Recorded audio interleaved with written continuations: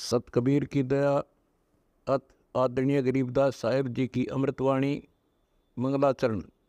गरीब नमो नमो सत पुरुष को नमस्कार गुरु के नहीं, सुर नर मनजन साधुआ संतो सर्वस दे नहीं।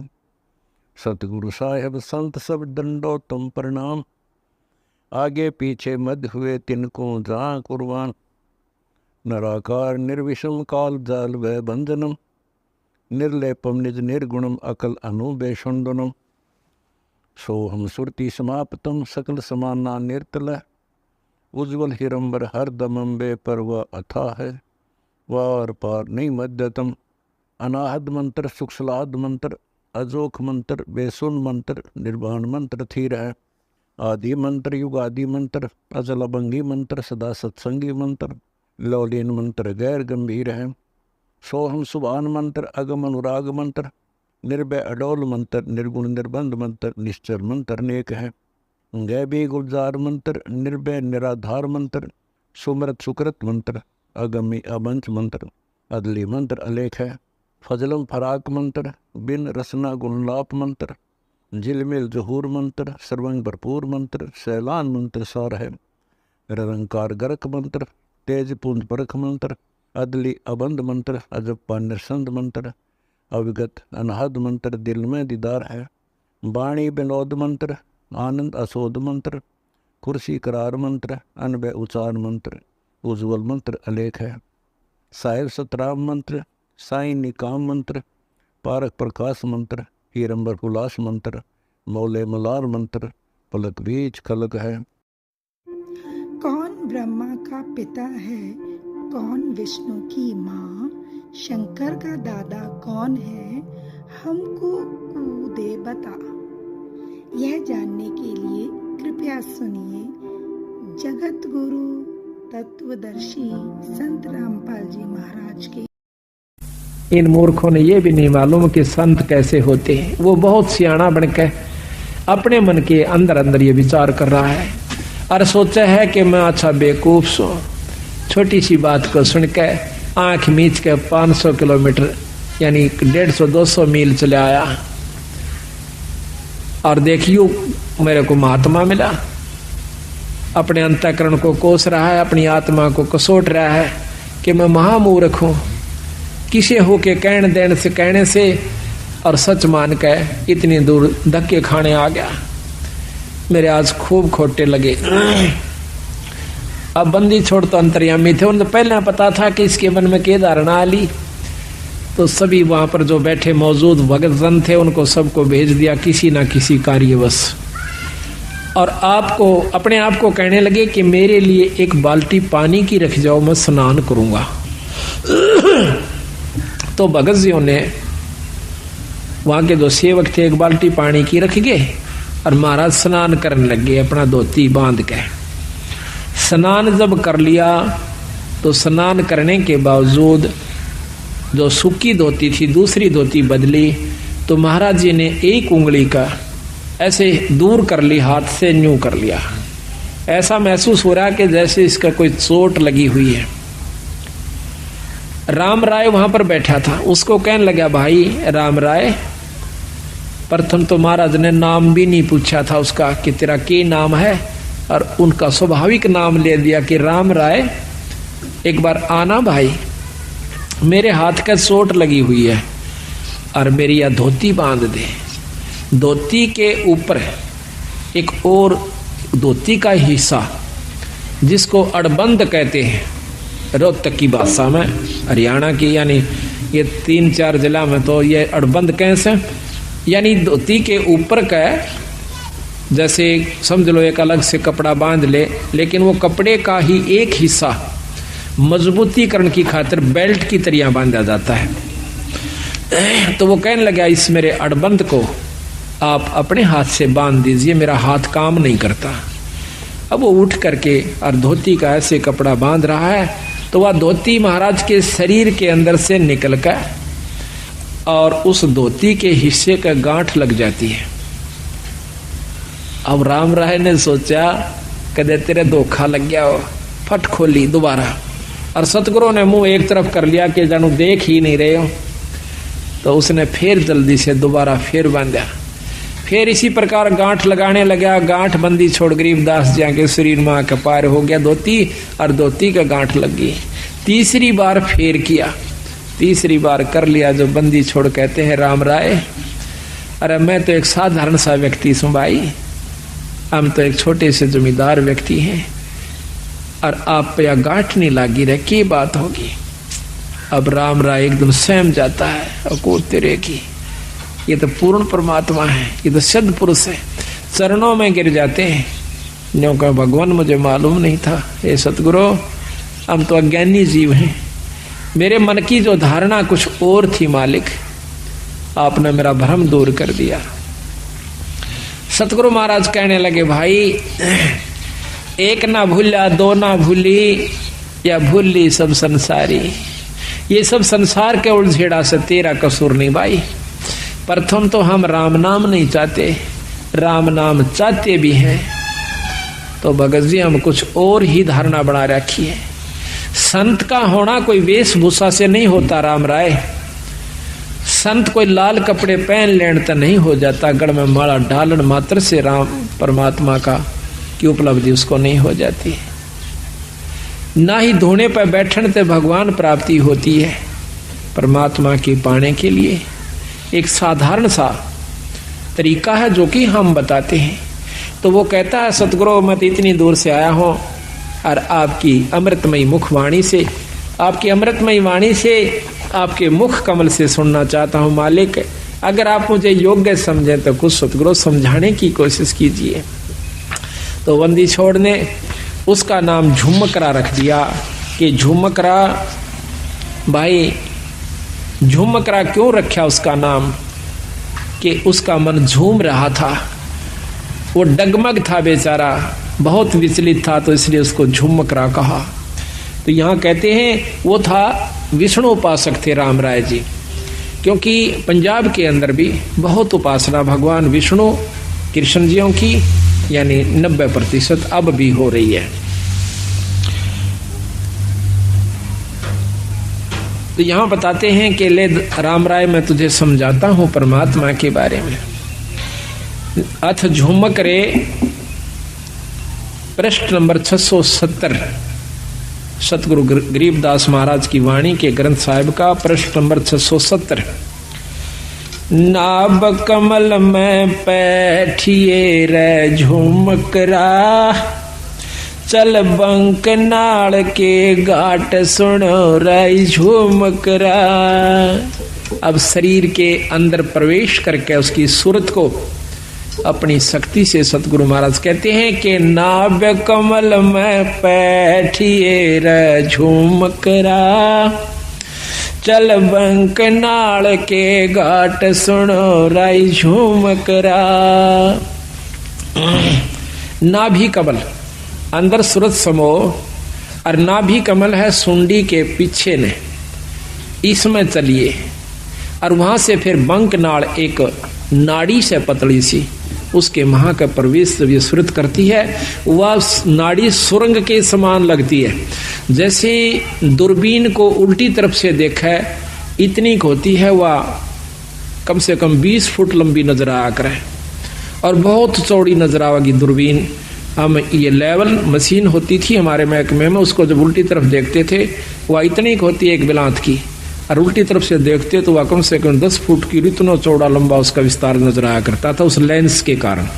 इसी प्रकार जब ये आत्मा, ये जीव उस बंक नाड़ में प्रवेश करता है तो फिर ऊपर को, यानी इन हड्डी के बिल्कुल साथ साथ अंदर की तरफ रीढ़ की हड्डी, जिसको मेरुदंड भी कहते हैं, इसको कड़का बांस भी कहें से, इसके साथ साथ से अंदर की तरफ चलती है। उसमें काफी बंक हैं, ऐसे नो मोड़ के कभी यूं भी घूम जाती है मेरुदंड के साथ से, कभी सीधी चल रही है, कभी यूं मुड़ जाती है, कभी यूं घूम रही है, इसको बंक नाल कहते हैं। ये कई प्रकार की हैं। इस हर एक शरीर की न्यारी न्यारी बंक नाल है। सूक्ष्म शरीर भी है, स्थूल शरीर की न्यारी है, सूक्ष्म शरीर की बंक नाल अलग है, कारण की अलग है, और फिर इस बंक नाल के पार जीवन जाना हो से। नाभि कमल में बैठिए रे झूमकरा, चल बंक नाल के घाट सुनो राई झूमकरा। इला पिंगला फेरिए रे झूमकरा, उतरो ओगट घाट सुनो राई झूमकरा। इला, इला नाड़ी है बाई और पिंगला है दाई। इला पिंगला फेरिए, एक प्राणायाम करना पड़ता है जिसमें पहले इला से सांस लीजिए, फिर पिंगला में छोड़ दीजिए, फिर उल्टा ही पिंगला से वापस लीजिए, वापस फिर इला से छोड़ दीजिए। एक प्राणायाम हो गया। इसको ज्यादा करने से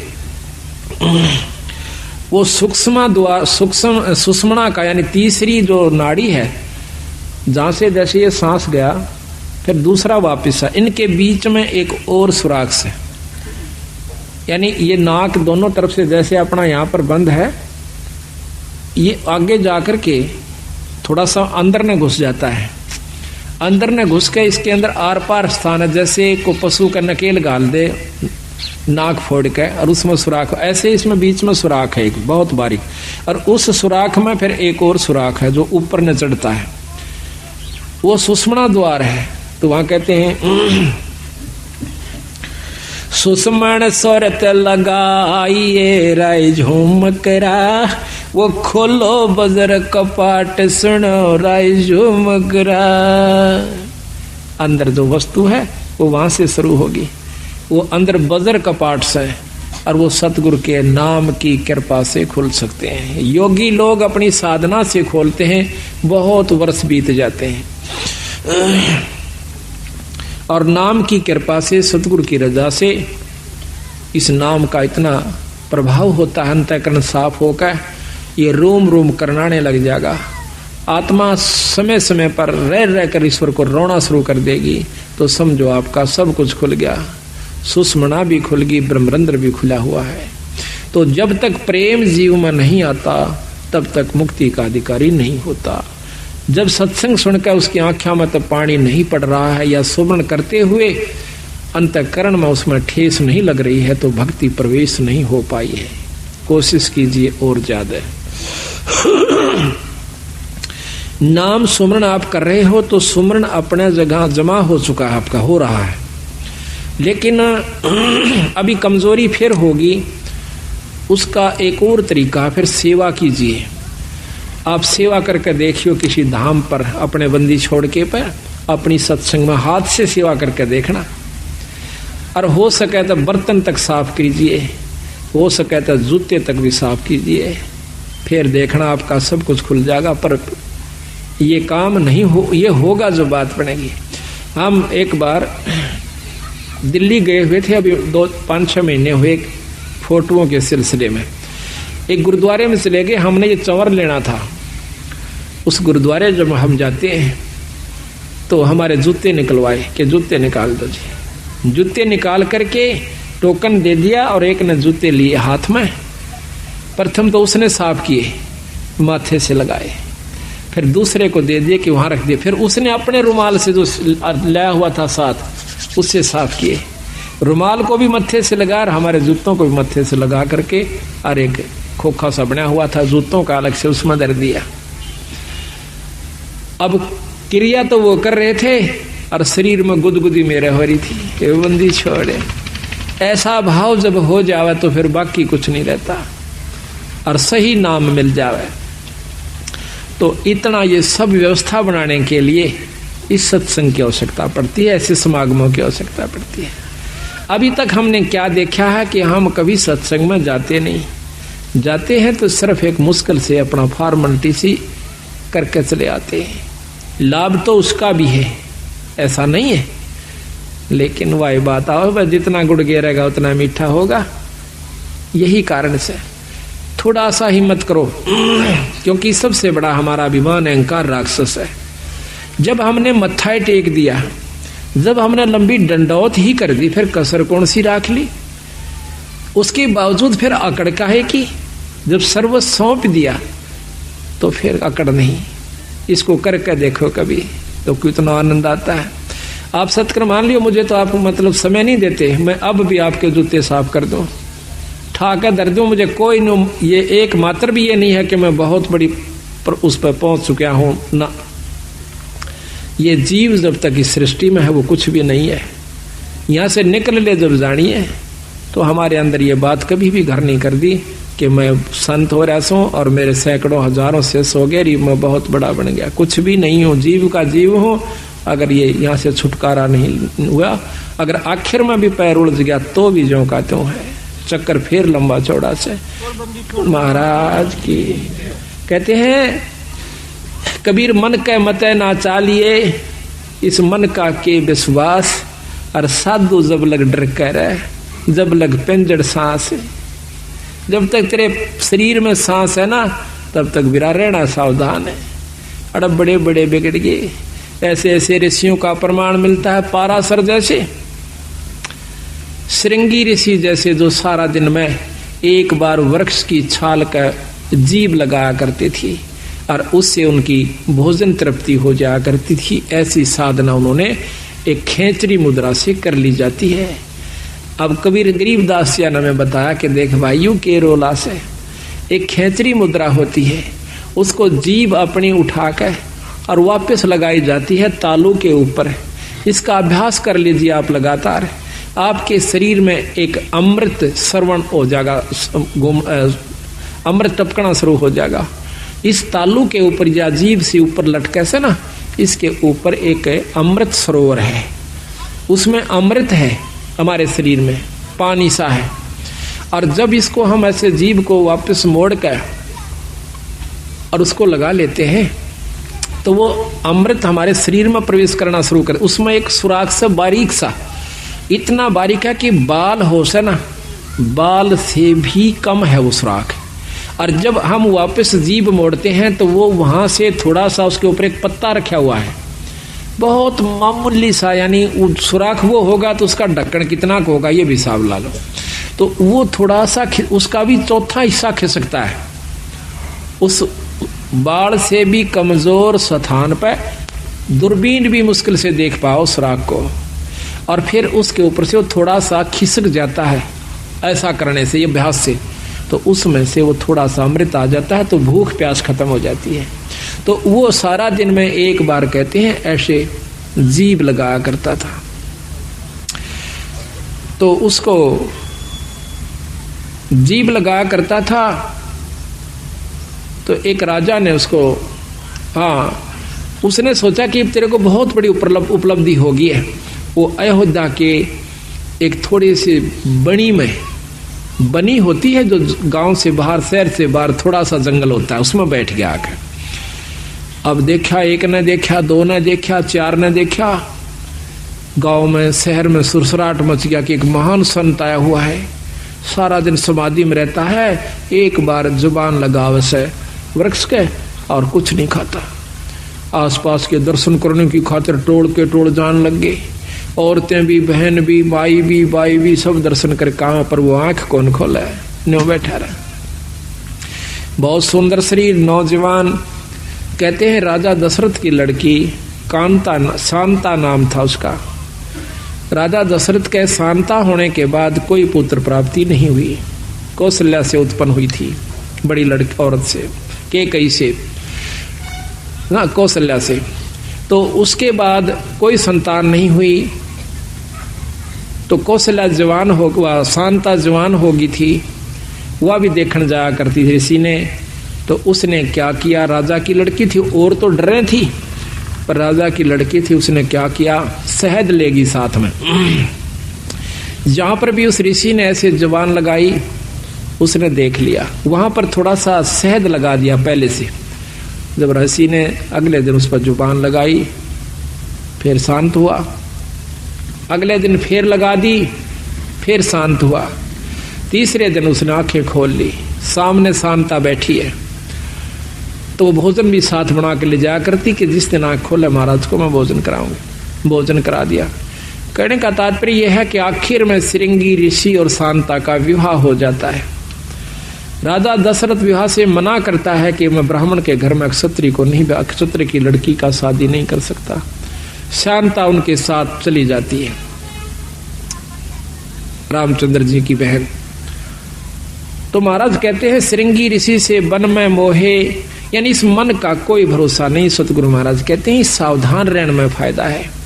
तो साधु जब तक डरकर रहे, जब लग पिंजर श्वास, जब तक अपने आखिरी शरीर में भी को थोड़ा बहुत भी रह रहा है, तब तक बच के रहने में फायदा से। ना जानिए कब और के को मत पैदा कर दे, वह मन खुद काल है। तो यहां बताते हैं कि वो खेचरी मुद्रा करने से उसमें ये शक्ति आ जाती है शरीर में, तो फिर परमात्मा प्राप्ति नहीं है उससे। हम उसी को ये मान लेते हैं कि इसको बहुत लाभ हुआ, ये बहुत बड़े संत है। अब देखिएगा इस कुत्ते ने एक बार इसको रेन लाइए भगत जी, एक टूक गिर दे और इसकी ये फिल्म लेना भगत जी, इस कुतिया की। अब इसको देखकर भी कालजा नहीं हिलता है, एक रोटी गिर दो इसको, वो आप जाना भगत जी वहां पर। वो फिल्म कुत्ती की देख पूरी अच्छी तरह उसकी खाज लगी हुई है, के हाल हो रहा है इस बेचारी का। और ये भी कभी मनुष्य शरीर में थी, ये कभी प्राणी भी होगी, पटरानी भी होगी, आम औरत भी रही होगी, मनुष्य भी रही होगी। आज इसकी के हालत हो रही से, एक टूक की खातिर, एक रोटी खातिर दर दर भरम रही है। और हम अब भी आंख नहीं खोलते, इतना ज्ञान होए पाछे भी, तो भाई बहुत कमजोरी में सो आप। तो महाराज कहते हैं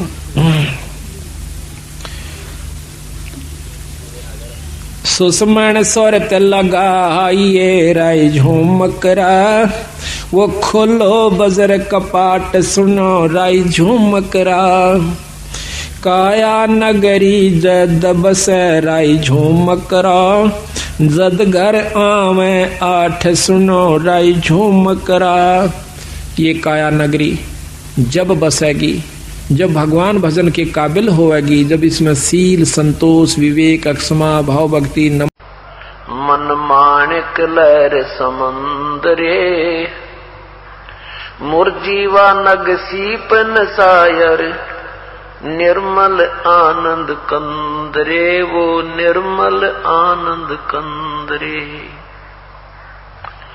मन माणिक लहर समंदरे, मुरजीवा नग सीपन सायर, वो निर्मल आनंद कंदरे, निर्मल आनंद कंदरे।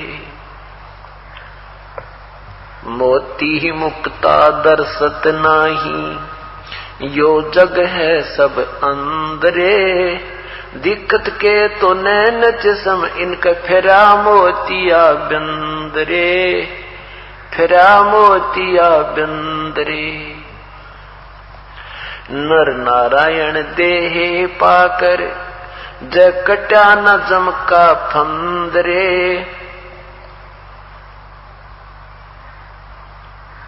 रतन अमोली दर्शत नाही, दिक है जाकी जिंदरे। पूर्ण बरम रटे अविनाशी, जो भजन करे गोविंद रे। भाव भक्ति जा हृदय होई, फिर क्या कर है सुरपति इंद्रे। लख 84 बहे जात थे, सुवटा गंदा अंडरे। तत् नाम सतगुरु का दीना, जाय मिले सुख सिंदरे। इंद्री कर्म न लगे लगारम, जो भजन करे निर्दुंदरे। गरीबदास जग कीर्ति होगी, जब तक सूरज चंद्रे। इंद्री कर्म न लगे लगारम, जो भजन करे निर्दुंदरे। गरीबदास जग कीर्ति होगी, जब तक सूरज चंद्रे। क्या बताते हैं परमात्मा की प्यारी आत्मा आदरणीय गरीबदास साहिब जी अपने कबीर परमेश्वर की भक्ति के विषय में। और मनुष्य शरीर जो प्राप्त हुआ है, इसको पाकर के जो परमात्मा की भक्ति नहीं कर रहे हैं, उनकी तुलना करते हुए क्या समझाना चाहा है। और जो भक्ति कर रहे हैं वो शास्त्र विरुद्ध कर रहे हैं, तो वो भी अपने जीवन को व्यर्थ कर रहे हैं। इस पूरे शब्द का ये सार है।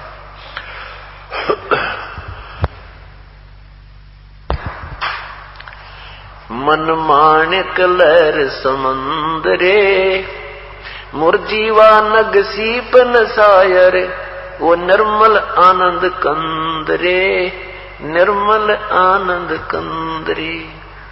वो पूर्ण परमात्मा जो सतलोक में पूर्ण परमात्मा रहते हैं, वो सच्चिदानंद, वो पूर्ण परमात्मा, वो निर्मल आनंद कंद, यानी वास्तविक इस आत्मा का जो आहार है, वो सुख, वो सतलोक में है। मोती मुक्ता दर्शत नाही, यो जग है सब, यो जग हो गया अंधरे। मोती मुक्ता दर्शत नाही, यो जग हो गया अंदरे। दिक्कत के तो नैन चश्मयो, फेरा मोतिया बिंदरे।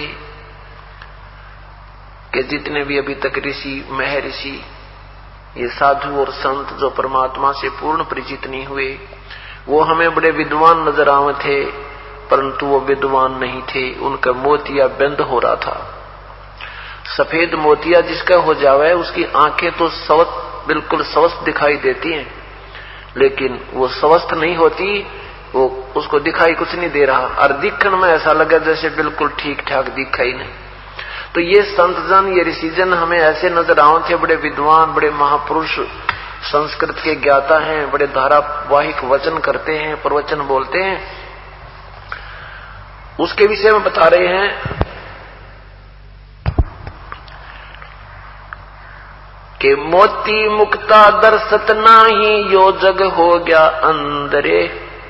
दिक्कत के तो नैन चश्म, इनका फेरा मोतिया बंदरे।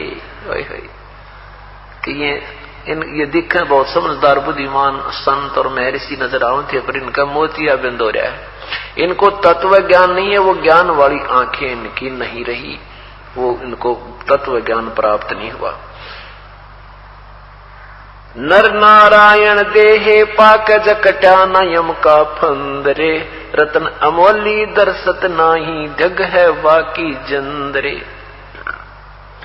के नर नारायण के जैसी, भगवान जैसी कितनी सुंदर शरीर आपको प्राप्त हुआ है, अर्थात ये देवों जैसा शरीर तुम्हें मिला है, प्रभु जैसा शरीर मिला है। अन्य प्राणियों की तुलना में मानव शरीर को आप तुलना करके देखो, कोई कैसे शरीर है, किसी का कैसा शरीर है, ना बोल सकते हैं, ना अपना दुख रो सकते हैं, ना कोई समाधान कर सकते हैं, ना समय पर कोई चारा चर सकते हैं, ना पानी पी सकते हैं, और कोई चार पैरों से चल रहा है, कोई किसी प्रकार। परमात्मा ये बता रहे हैं कि इतना सुंदर शरीर तुझे दे दिया भगवान ने, और तू भगवान नहीं बचता, तो भाई धिक्कार है तेरी जिंदगी को, धिक्कार है इस मनुष्य जीवन को।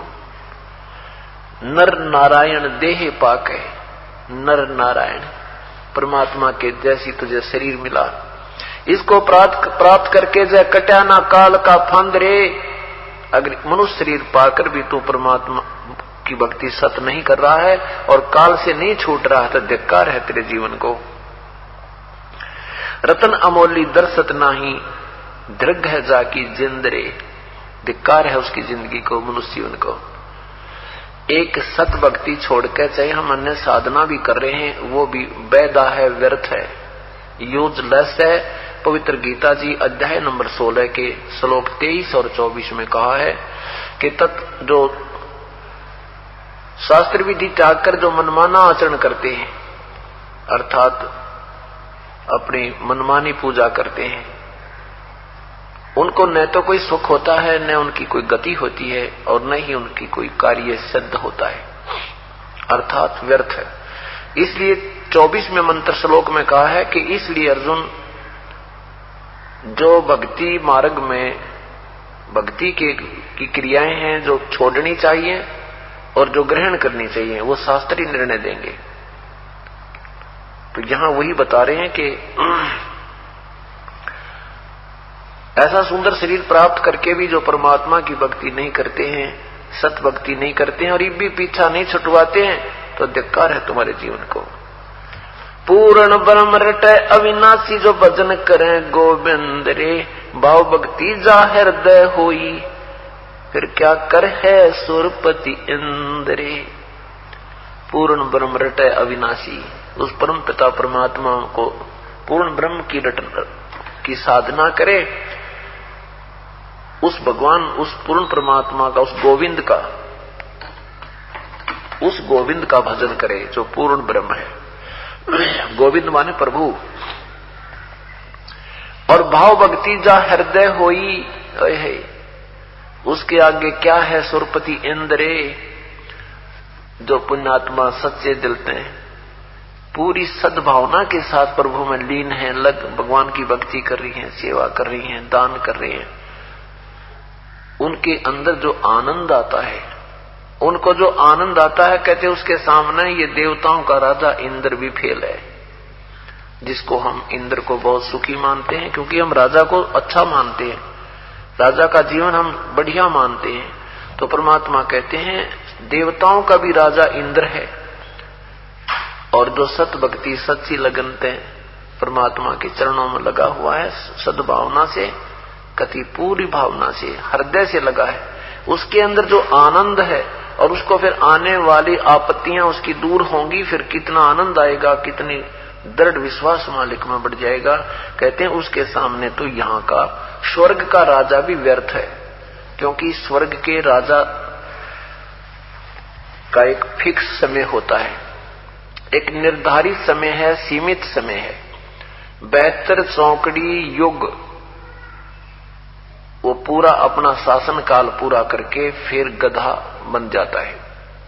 और जो ये सत भक्ति कर रहा है वो सदा के लिए इंद्र बन जाता है, फॉर एवर सतलोक में। यहाँ के इंद्र को भी वो आनंद नहीं है जो परम पिता परमात्मा सच्चे दरबार में, कबीर साहब के दरबार में है। उस सतलोक की तुलना का, उस सतलोक की सुख का महिमा गाते हैं। इंद्री कर्म न लगे लगारम, जो भजन करे निर्द्वंद रे, गरीबदास जग कीर्ति होगी, जब तक सूरज चंद्रे। जो सच्ची लगन से भगवान के चरणों में लग रहे हैं, कहते इंद्री कर्म न लगे लगारम, जो भजन करे निर्द्वंद्रे। अब देखो हमारे बच्चे परमात्मा की पुण्य आत्माएं जिनके ऊपर मेहर हुई है परमेश्वर की, वो 3-4 दिन से यहां सत्संग में आए हुए हैं, सह परिवार आए हुए हैं। और जब हमें ज्ञान नहीं था तो यही समय था दिवाली का,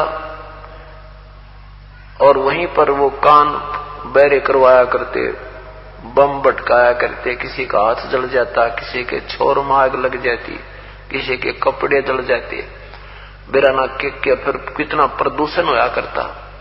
तो वो जो हमारे जो पाप कर्म लगा करते थे, कोई गुटी लाया करता था, कोई कुछ कराया करता, कोई ड्रामा कराया करते, कहते वो सब पाप कर्मों की जो हमारे लगने थे, इंद्री कर्म न लगे लगारम, जो भजन करे निर्द्वंद्रे, यानी एक दिशा, एक श्रद्धा, सब संसारिक जो हमारे वो ड्रामेबाजी थी वह सब त्याग के और निर्द्वंद होकर, यानी किसी की सुने नहीं, जो सीधी लगन लगा लेता ना, कतीनों का है तो पागल सा हो गया।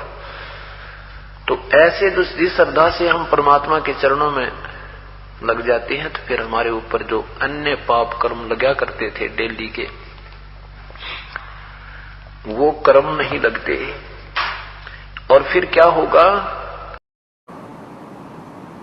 बिजली के नंगे तार को छू लेता है, पकड़ लेता है, जहां से स्पार्किंग होकर, और उसमें आतिशबाजी हो रही होती है। उसको अच्छी वस्तु जानकर उसको भी छू लेता है और अपनी जान से हाथ धो बैठता है। बच्चा जब बड़ा हो जाता है उसको बताया जाता है कि ये बिजली है, ये बहुत भयंकर है, इसके नंगे तार को हाथ नहीं लगाना चाहिए, नंगे तार से छूने से ये मार डालती है, मृत्यु को प्राप्त हो जाता है प्राणी। तो फिर वो बच्चा जब उसको ज्ञान सियाना होता है, उसको ज्ञान हो जाता है, तो ज्ञान होने से वो भय मानता है, डरता है, और डरता है तो उस भयंकर वस्तु के निकट नहीं जाता जो उसकी मौत का कारण बन जाती है। ठीक इसी प्रकार जब हम सत्संग में आते हैं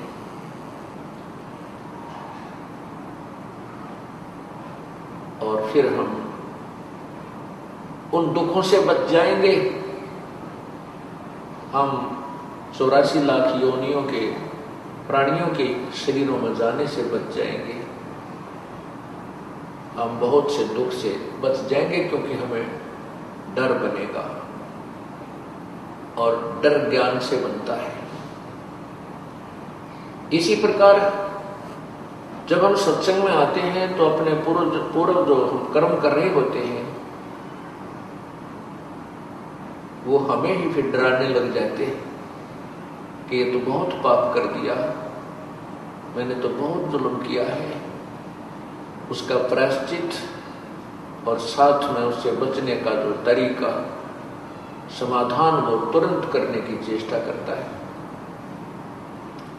ये ज्ञान आपको फिर सत्संग से ही होता है।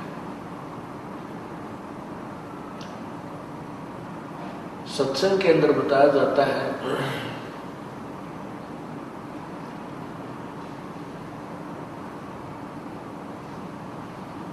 आजा बंदे शरण राम की, फिर पीछे पछतावेगा भाई।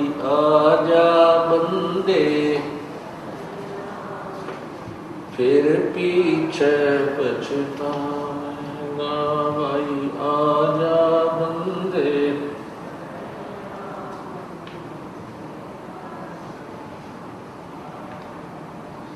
आजा बंदे शरण राम की, फिर पछतावेगा। बालू की बीत पवन का खंबा, कब लग खैर मनावेगा। बालू की बीत पवन का खंबा, कब लग खैर मनावेगा। काल बली तेरे सिर पे बैठा, भुजा पकड़ ले जावे। काल बली तेरे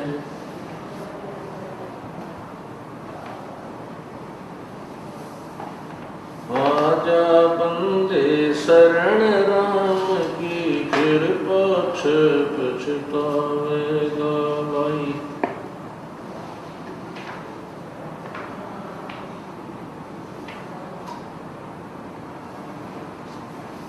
आजा बंदे शरण राम की,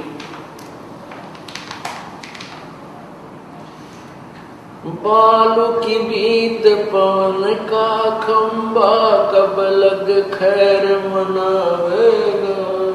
बालू की बीत पवन का कब लग खैर मनावेगा। आजम तेरे घट न घेर, तू राम कर्ण ना पावे। आजम तेरे घट न घेर, तू राम कर्ण ना पावेगा भाई। आजा बंदे फिर पाछे पछता। काल बली तेरे सिर पे बैठा, भुजा पकड़ ले जावेगा। काल बली तेरे पीछे पकड़ ले जावेगा।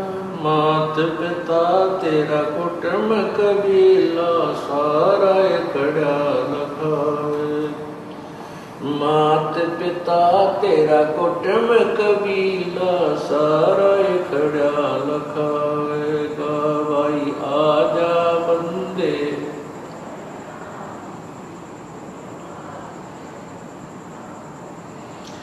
धर्म राय तेरा लेखा मांगे, वहाँ क्या बात दात बनावेगा, धर्म राय तेरा लेखा लेगा, वहाँ क्या बनावेगा। लाल खंभ से बांधा था बिन सतगुरु कौन छुटावेगा भाई। लाल खंभ से बांधा था बिन सतगुरु कौन छुटावेगा। भाई आजा बंदे शरण राम की, फिर पछ पछतावेगा भाई।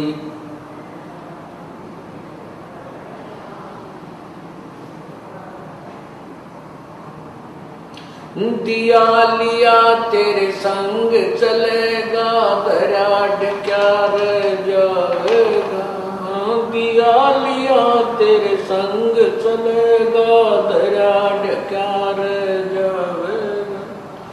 कहे कबीर सुनो भाई साधो, करनी के फल पावेगा। हाँ कहे कबीर सुनो भाई साधो, करनी के फल पावेगा भाई।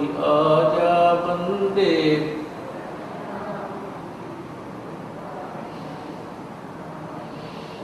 भाई, आजा बंदे शरण राम की, फिर पछ पछतो।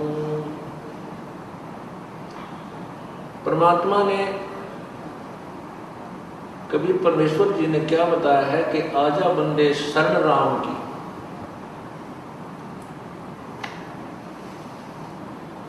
फिर पीछे पछतावेगा। परमात्मा जब इस काल के लोक में, इस मृत लोक में आते हैं, वे स्वयं ही संत की भूमिका करते हैं, स्वयं ही एक भक्त की वास्तविक भूमिका करते हैं। अपने ही डबल रोल ट्रिपल रोल बनाकर परमात्मा हमें शिक्षा देते हैं। स्वयं ही कह रहे हैं कि आजा बंदे शरण राम की, परमात्मा की भक्ति में लग जा तू, नहीं तो फिर पीछे पछताएगा।